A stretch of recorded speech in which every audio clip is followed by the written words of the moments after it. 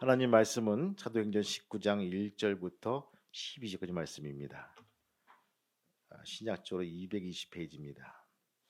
사도행전 19장 1절부터 12절까지 말씀, 제가 한 절, 여러분들이 한 절을 읽다가 마지막 절은 같이 합독해서 읽겠습니다. 천천히 우리가 말씀을 곱씹으면서 읽겠습니다. 아볼로가 고린도에 있을 때 바울이 윗지방으로 다녀 에베소에 와서 어떤 지자들을 만나.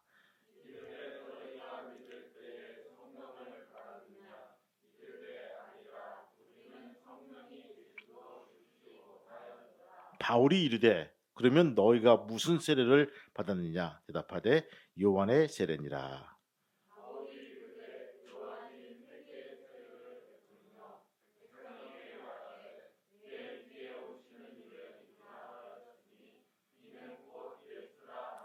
그들이 듣고 주 예수의 이름으로 세례를 받으니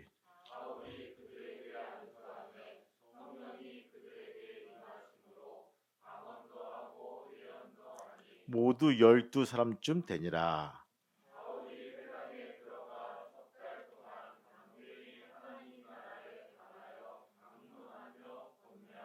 어떤 사람들은 마음이 굳어 순종하지 않고 무리 앞에서 이 도를 비방하거늘 바울이 그들을 떠나 지하들을 따로 세우고 두란노 서원에서 날마다 강론하니라.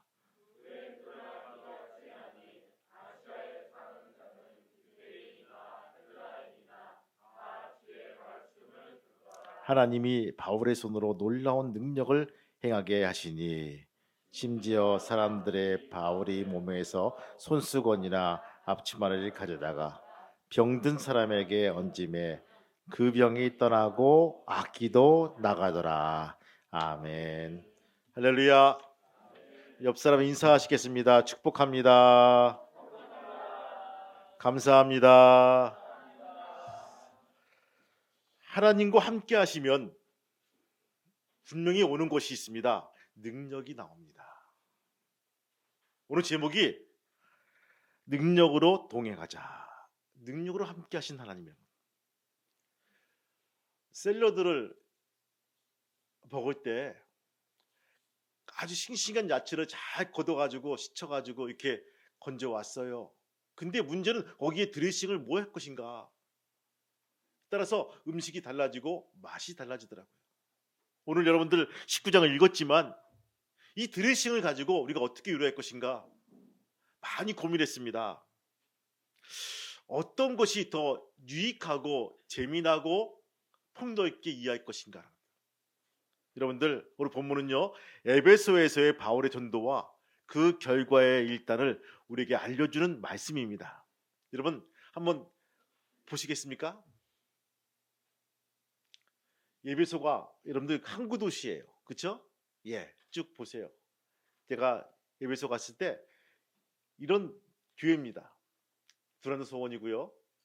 예, 두란노 소원이고요. 바로 이것이 에베소 터입니다. 어마어마한 그 지역이에요. 에베소 교회 중심으로 쭉 빠져나가면 두란노 소원이 있고요. 그리고 한 타운 전체가 에베소 교회가 지니고 있던 그런 지역입니다. 쭉 나오면 이것이 세례터입니다. 침대터라고 하죠. 여러분들 바로 이것이 사람이 들어가죠. 안에 걸어가면 물이 채워져 있기 때문에 가슴에서 목으로 이렇게 채워지는 것들이죠. 그래서 이제 걸어 나올 때는 다시 어떻게 하죠? 한 단계 높아지면서 양쪽에는 다 성가대 서가지고 찬송을 불러주는 거예요. 그래서 죽음을 맛보고 새롭게 새로운 인생을 살 수 있는 이 세례터, 침대터라는 것들이죠. 예, 다시 한번 이것이 넘겨주세요. 이것이 아담의 신상입니다. 여러분 주렁주렁 걸려 있는 것이 있죠. 예, 이것이 그 다상과 축복의 상징인. 나중에 설명하겠지만 이런 곳이 팽배하게 많은 곳이 영적으로 풍부하지만 또 나름적으로 이단이 아주 극성부린 에베소 지역의 에베소 교회예요. 오늘 이것을 가지고 우리가 어떻게 설명할 것인가라는 것들을. 에베소는요 로마 제국에 속한 한 주였던 아시아의 수도였습니다. 여기서 아시아란 오늘날의 터키의 일부입니다. 당시 에베소는요 해상과 육상에 통한 운송의 거점 도시였죠. 바로 지중해 연안의 도시에 수리아의 안디옥, 이집트의 알렉산드리아, 더불어 어깨를 나르던 예배소, 이 세 곳이 아주 중요한 거점 도시란 것입니다. 바울은 전부터 아시아에서 전도하기로 원했습니다. 그러나 성령께서 그것을 허락지 않았죠. 사도행전 16장 보시면요, 바로 성령이 아시아에게 말씀을 전하여 못하게 하시죠. 그래서 어떻게 합니까? 마게도냐로 넘어오라, 이렇게 자꾸 환상을 보여주시죠. 그래서 아시아가 아니라 환상 가운데 부르심을 받은 마게도니아로 건너가서 유럽 전도를 한 바울은 이제 다시 아시아에서 전도로 하게 된 이유가 여기에 나와 있다는 것입니다. 여러분, 바울이 에베소에 간 것은요, 이번이 처음이 아닙니다. 이미 그곳에 간 적이 있었습니다. 사도행전 18장 18절 이에 보면요, 바울이 고린도에서 안디옥으로 갈 때 에베소에 들렸고 거기서도 회당에 들어가 유대인들과 변론할세 여러 사람들이 더 오래 있기를 청하였지만 만일 하나님의 뜻이면 너희에게 돌아오리라, 이렇게 당부했어요. 그리고 배를 타고 에베소를 떠나 안디옥으로 갔습니다. 바울이 에베소의 사람들에게 만일 하나님의 뜻이면 너희에게 다시 돌아온다 할 때, 그때도요 아시아에서 전도하고자 애썼지만 성령께서 허락지 않으셨던 사실을 유념하고 있었던 것을 보입니다.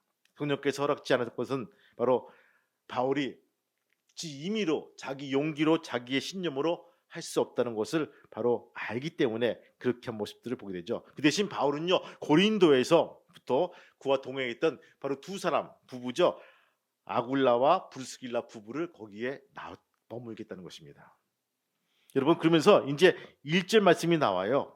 한번 읽어볼까요? 1절 말씀 시작. 아볼로가 고린도에 있을 때 바울이 윗지방으로 다녀 에베소에 와서 어떤 자들을 만나.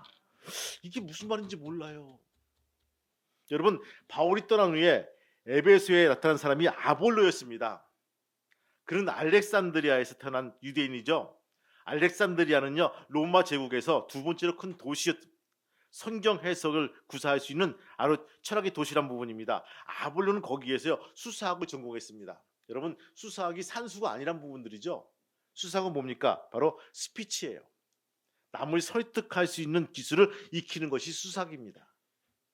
그래서 남에게 앉아 있으면요, 대화하고 있으면요, 오케이, 넘어가는 거예요. 그 말에 넘어가서 솔깃해지고 동의하는.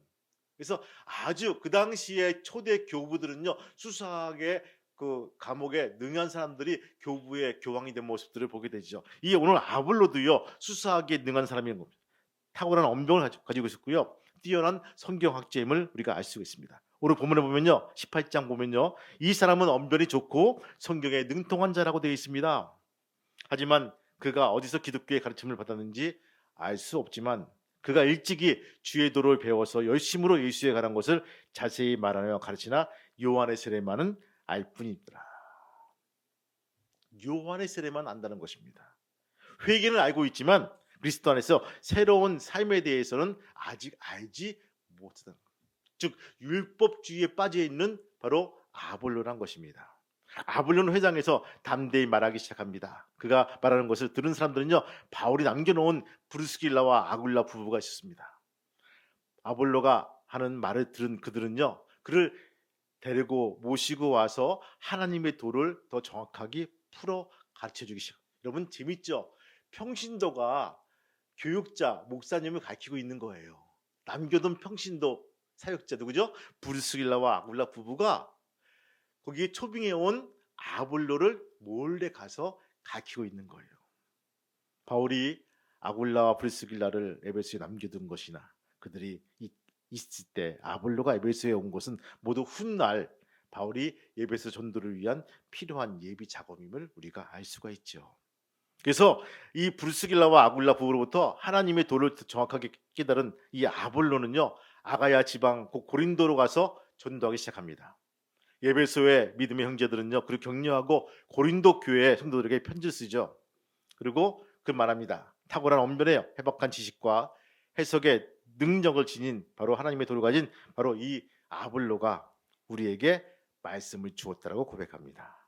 그러면서 여러분들 1절 말씀, 우리가 아볼로가 고린도에 있을 때 바울이 윗지방으로 다녀 에베소에 와서, 여러분 윗지방이 뭡니까? 갈라디아 지방과 부르기아 지방을 거쳐서 에베소에 들어왔다는 거예요. 지도 보시면요, 바로 그 윗지방이 갈라디아 지방과 부르기아 지방입니다. 그런데 바울은 에베소에서 만난 신자들이 성령께서 바로 계시다는 사실도 들은 적이 없은 것을 보고받게 됩니다. 그들은 세례도 요한의 세례밖에 알지 못하고 있음을 봐합니다. 바울은 요한의 회개를 바로 베풀고 백성에게 말합니다. 내 뒤에 오시는 이를 믿으라 한 그가 곧 예수님임을 우리가 알 수가 있죠. 그것을 듣고 주 예수의 이름으로 세례를 받습니다. 바울은 그들에게 안수하자 성령이 임했죠. 그리고 방언도 하고 예언도 했죠. 그때 모인 사람이 한 12명밖에 되지 않았지만 큰 역사가 난 것을 보게 됩니다. 바울이 어디서나 그랬듯이 하나님과 동행하면서 그에게 주는 것이 한 가지 있습니다. 하나님의 능력이라는 것입니다. 그가 많이 배워서 그의 지식으로 사람을 바로 설득시킨 것이 아니에요. 막히면 기도합니다. 옥에 갇히면 기도합니다. 바로 뭡니까? 하나님의 능력을 달라고 기도합니다.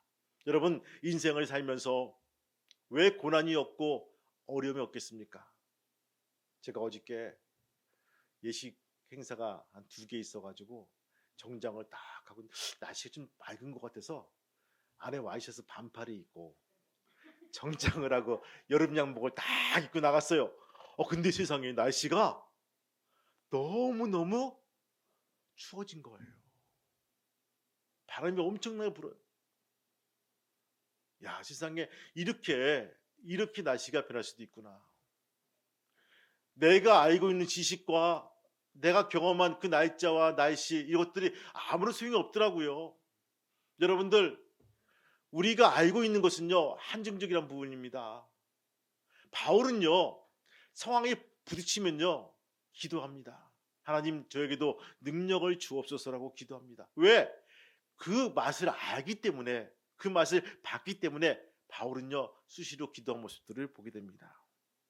여러분, 바울이 어디서나 그랬듯이 에베소에서도 먼저 회당에 들어가서 석 달 동안 담대히 하나님 말씀을 강론합니다. 여러분들 한번 읽어볼까요? 8절 말씀 한번 읽어볼까요? 시작. 바울이 회당에 들어가 석 달 동안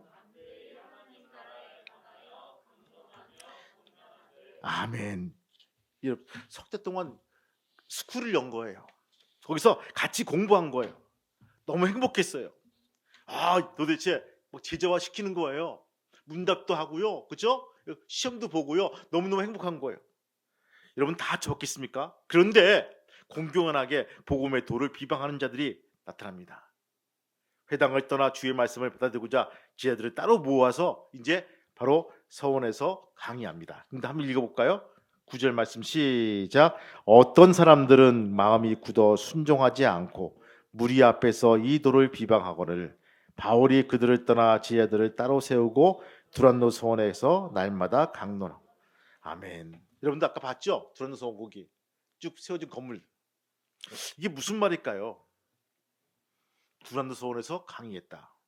두란노 서원은요, 오전에는 철학을 강의하는 곳입니다. 강의하는 곳이에요, 철학을. 그러나 하루 중 가장 더운 시간 오전 11시부터 오후 4시까지 모든 사람들은요, 낮잠을 즐기는 시간이에요. 제가 인도네시아 가니까요. 인도네시아 가니까 여기도 이 적도가 지나갑니다. 지도 보면요.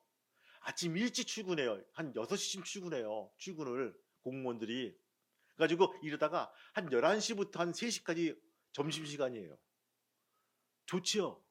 11시부터 3시까지. 얼마나 지금. 보니까 밥 빨리 먹고 한숨 잘하는 거야. 너무 더우니까 뭘 못하는 거예요. 머리에 적도가 지나가니까. 마찬가지로 여기도 여러분들, 그렇죠? 오전 11시부터 오후 4시까지가 모든 사람이 낮잠을 즐기는 시간입니다. 비어있겠죠. 그렇죠? 서원이. 바로 이때 강의실이 비어있음을 알고, 그래서 바울은 그 시간에 그것을 사용하여 매일 말씀을 전하면서 강론합니다. 그 말은 바울이 전하는 주의 말씀을 듣고자 하는 지자들은요, 다른 사람들이 다 낮잠을 자고 있는 사이에 모여서 공부했다는 사실을 보여주고 있다는 것입니다. 오랜 관습에서 잠이 쏟아질 시간에 깨어서 말씀을 경청할 만큼 그들 안에 일어난 성령의 역사는요, 놀라울 만큼 바로 확신에 차 있다는 것입니다. 나는 잠 안 자고 하나님 말씀 배울 거야. 나는 안 쉬고 하나님 말씀 배울 거야. 그래서 이 말씀을 가지고 와서 바울에게 그 시간에 배웠다는 거예요. 이렇게 아시아 주의 수도인 예배소에서 말씀을 가르치는 백성과 바울과 배우는 지자들 사이에 이제 2년 이상 있으자 에베소뿐만 아니라 아시아 전역에서 소문이 퍼지기 시작합니다. 그리고 헬라인이나 유대인이나 하나님 말씀을 안 들은 자가 없다라고 기록이 되고 있죠. 한번 읽어볼까요? 10절 말씀 시작. 2해 동안 이같이 하니 아시아에 사는 자는 유대인이나 헬라인이나 다 주의 말씀을 듣더라. 아멘. 끝난 것 같아요. 오케이. 뭐 말씀을 들었으니까 끝났겠지. 근데 그게 아니란 부분입니다. 그 다음이 중요합니다. 여러분들 11절 12절 말씀 한번 읽어볼까요? 시작. 하나님이 바울의 손으로 놀라운 능력을 행하게 하시니 심지어 사람들이 바울의 몸에서 손수건이나 앞치마를 가져다가 병든 사람에게 얹으면 그 병이 떠나고 악기도 나가더라.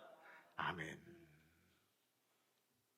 말씀으로 끝난 게 아니라 이제 말씀 앞에 서니까 거기에 능력이 플러스 더해진다는 것입니다. 바울의 손을 통해서 놀라운 능력이 행하신 것입니다. 어느 정도 되는가 하면요, 한 사람이 바로 쓰던 손수건을 얹기만 하면, 앞치마를 얹기만 하면 병마가 떠나고 마귀가 떠나는 놀라운 역사가 그 앞에 벌어진다는 것입니다. 한 번은 이런 일이 있었습니다.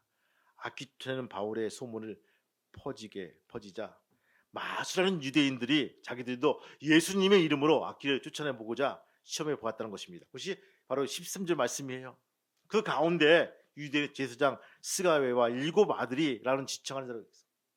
근데 스와게라는 사람은요, 바로 실제로 존재하지 않았고요. 그의 아들 역시 가공된 인물이란 것입니다. 거짓말을 하면서 바울을 속여서 바로 그 앞에 나와서 좀 이렇게 스킬을 배우고자 했던 것이에요. 근데 웬걸 그들이 예수님의 이름으로 악기를 명하여 내쫓고자 하는데 악기가 말합니다. 내가 예수도 알고 바울도 알고지와 너는 누구냐. 가짜와 진짜를 안다는 거예요. 악기가. 그래서 이 악기는 사람이 그게 뛰어올라서 그들을 눌러 제압하니까 그들은 상처를 입고 벌거벗은 몸으로 겨우 도망쳤다라고 바로 성경은 일러주고 있죠. 일이 알려지자 에베소에는요, 유대인이나 헬라인이나 다 두려운 마음을 가지고 주 예수를 높이게 되었고 많은 사람들이 과거의 잘못을, 과거의 행실을 자복하고 주 앞에 나왔다는 것입니다. 더욱 놀라운 것은요, 마술을 행하던 사람들이 자진해서 그들의 마술책을 모아 가지고 와서 바로 마을에 모아서 그것을 불살랐다는 것이죠. 그 책값이 계산해 보니까 은 5만이었다라고 되어 있습니다. 여러분들 한번 19절 한번 읽어볼까요? 19절 말씀. 19절 시작. 또 마술을 행하던 많은 사람이 그 책을 모아 가지고 와서 모든 사람 앞에서 불사르니 그 책값을 계산한즉 은 5만이 되었더라. 여러분 은 5만에 메모 치세요. 빨간 펜을 치세요. 마술수적이 에베소 문서라고 불릴 정도로 아주 유명했습니다. 그 당시에 통용되는 책이었어요. 꼭 읽어야 될 독서란 것입니다. 그러나 예배소에 예수 그리스도의 말씀이 전해지면서 마술과 마술사들이 힘을 일으킵니다. 그들은 하나님 말씀 앞에서 패배와 창피를 당하게 됩니다. 마술의 거짓됨과 마술책의 허황됨을 드러나자 마술사 행세하던 자들이 스스로 마술책을 가지고 와서 폐기하기로 결정합니다. 마술책은 대단히 비쌌습니다. 은 5만이라 했는데 은전 하나는요, 시골 노동자이라는 하루 품삯이었습니다. 바로 1데나리온. 그러니까 환산해 보니까요, 마술책 값이요, 한 시골 노동자의 160년 동안 일할 액수란 거예요. 놀라지도 않아. 160년 동안 일해가지고 본 것이 은 5만이라는 거예요. 그 어마어마한 그 돈 값어치 되는 그 책들을 다 모아다가 마을 중앙에서 불사지르고 이제 우리는 예수를 믿기로 작정했다라고 그렇게 개혁적인 삶으로 변화된 거예요. 한두 명이 아니라 그것을 통해서 나온 많은 사람들이 책을 쏘아두고 걷다가 기름을 붓고 불을 댕기면서 이제는 더 이상 마술과 마술책에 이끌리는 삶으로 살지 않겠다라고 작정하며 주 앞에 나왔다. 우린 가끔씩 봅니다. 내가 예수를 믿으면 나아지겠지? 예수를 입으로 고백하면 끝나겠지? 근데 오늘 보니까 아니더라고요. 시독의 사람들은요, 자기 잘못된 것들을 가지고 와서 그 앞에서 고백하고 그 비싸게 준 값어치 있다고 느껴진 것들을 가지고 와서 불사르면서 자신의 신앙들을 다시 주님 앞에 나와서 토로하는 모습들을 보게 되었다는 것입니다. 은 오만이란 어마어마한 그 값어치를 불사르면서 다시는 내가 이 길로 들어서지 않겠다라고 한 분. 그러면서 그런 말합니다. 이와 같이 주의 말씀이 힘이 있어 흥황하여 세력을 얻으니라. 하나님께서 능력으로 함께 하셔서 주의 말씀이 그 권능을 발휘했다는 것입니다. 말씀이 흥황하면요, 마술과 이단사설이 저절로 사라진 것을 보게 됩니다. 말씀이 약해지면요, 온갖 마술과 이단이 판치는 세상이 되고 만 것입니다. 어떤 후보는 손바닥에다가 왕자를 쓰고 나오기도 하고요. 어떤 분은요, 똥침에다, 그죠? 거기다가 침을 맞고 나오면 왕이 됩니다. 이걸 믿고 나오신 분도 있고요. 뭐 거기 중에 부직이수로, 그죠? 점도 보고 무슨 부적도 지지고 나올 수도 있겠어요. 이게 뭡니까? 교회에 와서 예배를 드리고 목사님에게 예배 잘 들었습니다라고 하시는 분이 있어요. 전 처음 들어봤어요. 그분을 비하는 것이 아니라 여러분들, 우리가 말씀 앞에 바로 서면요, 멀어지는 것이 있습니다. 뭡니까? 이단과 거짓됨이 멀어진다는 것입니다. 여러분, 하루하루 이것들을 끌어나가는 귀한 믿음의 성도가 되시기를 주님의 이름으로 축원합니다. 여러분들, 내가 아무리 잘 산다고 해도요, 우리가 묻어오는 것이 있어요. 먼지와 거짓과 잘못된 것들은 묻어올 수가 있어요. 털어내야 됩니다. 그리고 다시금 말씀 앞에서 정갈하게 믿음을 가지고 살아야 될 부분입니다. 예배소에 나타난 이 첫 번째 변화는요, 우리에게 큰 충격을 줍니다. 말씀이 들어오니까, 말씀과 동행하고 하나님과 동행하니까요, 능력이 나오는데 마술책과 그 마술사들이 주 앞에 다시 왔다는 것입니다. 얼마나 기가 막힌 이 사건입니까? 은 5만이라는 거대한 160년 동안 일해야만 벌 수 있는 그 어마어마한 그 값어치 되는 그 마술책을 다 불사르면서 그 중앙에서 예수님을 찬양하며 주님을 기리는 놀라운 사건. 또 한 가지 뭡니까? 여러분들, 예배소에 한번 보시겠습니까? 아까 아뎀이 나왔죠? 예, 이게 작아 보이죠? 제가 그 예배소에 갔을 때 사가지고 왔어요. 저거를, 동상을. 그때 한 60불, 70불 정도, 싼 것도 아닌 사가지 않는데 잘 와서 교회에 놔뒀는데 흉측하잖아요, 여러분. 교회에다 놓고. 그래서 숨겨놨는데 모가지가 부러졌어. 어디 있긴 있을 거야. 모가지가 부러진 아뎀이 있는데 정말 저기에 보면요, 이렇게 주렁주렁 달려 있어요. 열매 같은 것들이. 예배소에는요, 이 아데미라는 여신을 숭배하는 도시로 유명했습니다. 이 아데미는요, 예배소와 소아시아 사람들에게 위대한 어머니다라는 뜻입니다. 다산과 풍요의 여신이었어요. 예배소 사람들은요, 시민들은요, 한 목소리로 외칩니다. 크다, 크다, 아데미 사람의, 예배소 사람의 아데미요 하면서 바로 2시간이나 되는 것을 외치면서 아데미를 친송했다는 거예요. 이 아데미에 있는 이 여신의 신전은요, 아덴에 있는 판테온과 만신전보다 4배나 컸다는 것입니다. 고대 세계 7대 불가사리 중에 하나가 이 아데미 신전이라는 거예요. 동상이라는 거예요. 여러분, 이야기 편하시려면요, 지금 뉴욕에 있는 자유의 여신상 그만한 사이즈라는 거예요. 그렇게 지어가지고 도시에 딱 세워두는 거야. 와, 어마어마하겠죠. 예배소 사람들은 예배소시의 가장 큰 여신 아데미 신전임을 자칭할 정도로 광적인 우상 숭배에 젖어 있습니다. 여러분들, 바로 35절 한번 읽어볼까요? 35절 말씀 같이 읽겠습니다. 35절 시작. 서기장이 예배소 사람들아, 예배소시가 큰 아데미와 제우스에게서 내려온 우상의 신천지를 누가 알지 못하겠느냐. 아멘. 여기를 숭배하기 위해서 많은 이교 신료자들이 모여들었고 그곳을 찾아오는 사람들에게 모조품 아데미 신상들을 만들어 파는 상업 행위가 왕성했습니다. 그리고 그 일에 종사하는 직공들에게 좋은 돈벌이가 되었습니다. 데메드리오라는 자도 아데미 여신의 신상 모양을 은으로 만들어서 팔았습니다. 그는 그 장사로 재미를 보았고요, 풍족한 생활을 하고 있습니다. 그런 직공들에게 적지 않은 벌이가 되고 있다는 것입니다. 그런데 바울이 에베소에서뿐 아니라 거의 전 아시아 통해서 수많은 사람들이 권유해서 말하기를 사람의 손으로 만든 것들은 신이 아니다라고, 바로 그 영업에 천하해질 위험을 아데미르 신전도 우상이라고 정죄하고, 사람들은 아데미 신전을 무시하고 아시아와 바로 천하에 있는 아데미 여신의 위엄도 떨어지게 되었다는 것입니다. 그러자 데메드리온의 자기의 직공들뿐 아니라 동업자들도 다 동원하여 그들을 선동하고 분노해서 바로 온 시내가 격동시켰습니다. 25,000원 들어가는 그런 수영장 연극장에서 군중이 달려와서 바울을 바로 가두고 때리고 아주 폭언하는 그런 현장에 놓았던 것입니다. 여러분들, 왜 이들이 무엇 때문에 이렇게 바울을 해하고 폭행하고 때렸을까요?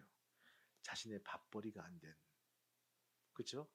일거리가 끊어진 그런 상황 속에서 진짜 신인 여호와 하나님을 전하는 바울이 저놈만 없어지면 장사가 잘 되는 텐데, 이 마음을 가지고 바로 그들은 더욱더 바울을 핍박한 모습들을 보게 됩니다. 아무튼 이 사건은요, 하나님의 말씀이 흥황하여 권능을 바라자 우상 숭배의 도시인 에베소가 뒤집혀지고 말씀을 우리에게 일러주고 있다는 것입니다. 우리는 오늘 이야기를 통해서 다시 한번 당신의 전도자들과 능력으로 함께 하시는 하나님의 놀라운 역사를 확인해야 될 것입니다. 그리고 이제 비로소 바울이 아시아에서 전도할 것을 허락지 않으셨던 하나님의 뜻이 무엇인가를 우리가 알 것 같습니다. 아시아의 수도인 에베소는요, 지독한 우상 숭배의 땅이었고, 따라서 대단히 전도하기 힘든 그렇지만 대단히 중요한 곳이었습니다. 그래서 하나님께서는 바울을 좀 더 훈련시키려고 바로 마기도냐로 먼저 뽑아오셔가지고 유럽에서 훈련시키시고 또 아가야 또 유럽을 먼저 전도하게 하신 하나님의 섭리를 볼 수가 있다는 것입니다. 바로 이 주변을 다 싸게 하시고 복음화 시켜놓고 가운데인 에베소를 마지막으로 바로 복음화 시킨 하나님의 섭리하심을 우리가 엿볼 수가 있다는 것입니다. 여러분, 실수라고요? 하나님 잘못이라고요? 하나님이 놓친 거라고요? 없습니다.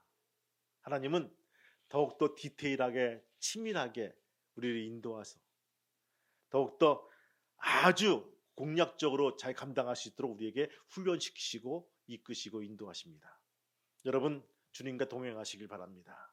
그리고요, 더불어 능력으로 주의 일을 감당해 나갈 수 있는 귀한 믿음의 성도가 되시기를 주님의 이름으로 축원합니다. 무엇보다 매일매일 삶이 십자가의 도를 증거하는 귀한 삶이 되시기를 바랍니다.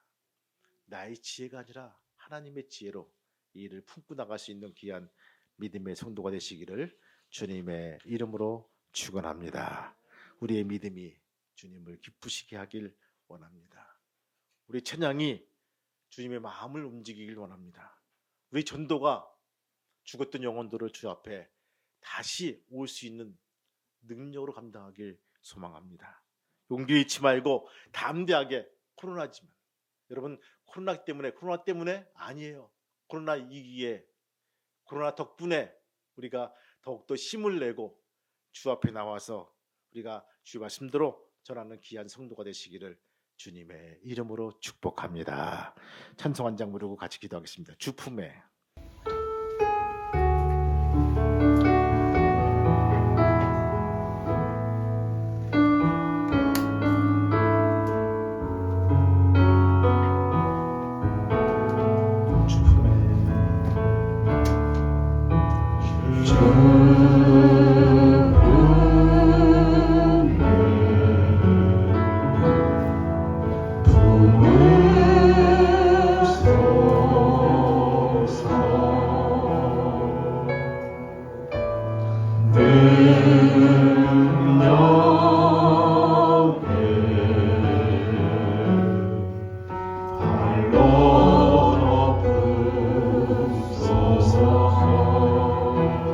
거친 파도 날 향해 와도 주와 함께 나오리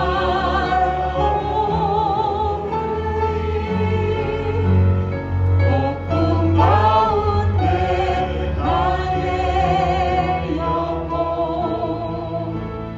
담담하게 주를 보리 거친 파도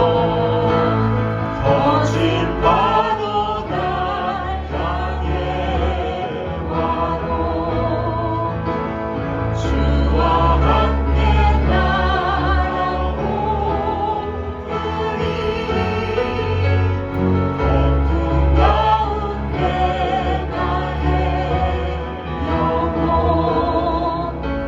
잠잠하게 주를 감습니다. 바울은 분명히 소아시아로 걸어갔습니다. 내가 가야 될 곳은 이곳이 아니라 저곳이라고 얘기합니다. 그러나 성령께서는 바울의 마음을 움직여서 유럽으로 인도합니다. 그리고 훈련을 시키시고 더 담대한 믿음과 능력으로 다시 에베소에 가서 하나님 말씀을 전하게 하십니다. 주님, 우리가 이 시간 기도합니다. 내가 바라고 원하던 기도 제목이 이루어지지 않는다고 낙망하거나 실망하지 말게 도와주옵소서. 더 연단시키고 더 훈련시켜서 더 좋은 것으로 우리에게 주시는 주님의 하나님의 마음을 우리가 알게 도와주옵소서. 우리가 이 시간 기도할 때 하나님, 나의 기도가, 나의 제목이, 나의 소망이 꺾이지 않게 도와주시고 주님의 능력으로 함께 동행하시는 귀한 믿음의 성도가 되게 도와달라고 기가 간절하게 기도하시겠습니다. 주님 감사합니다. 아버지 도와주시고 인도하시고 역사해 주셔서 이 시간 함께 합니다. 주님 능력으로 함께 하시는 하나님, 직장에 있는 말씀이 이루어지게 도와주시고 주 앞에 나올 수 있도록 인도하여 주시옵소서. 하나님 감사합니다. 할렐루야 할렐루야. 하나님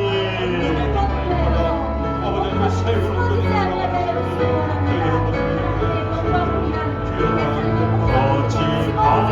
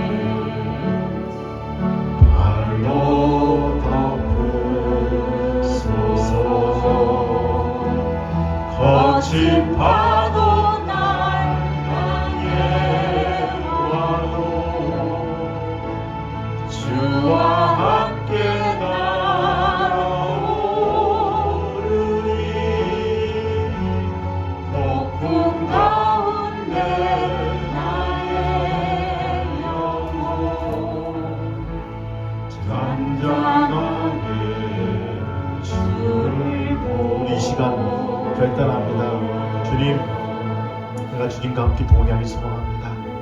저보러 주님과 함께 능력이 나오기 소망합니다. 내가 기도할 때마다, 찬송할 때마다, 말씀을 읽을 때마다 주님 능력을 허락하여 달라고. 여러분 마음이 드신 분 있으면 오로서 높이 드시기 바랍니다. 기도합니다. 하나님 아버지, 이 손을 붙잡아 주시고 인도해 주옵소서. 주님, 바울이 어려운 에베소 교회에 가서 수치와 창피당할까봐 주님께서는 유럽으로, 마게도냐로, 아가해로, 또한 아버지 전 갈라디아로 훈련시켜서 다시 에베소로 보낸 모습들을 보게 됩니다.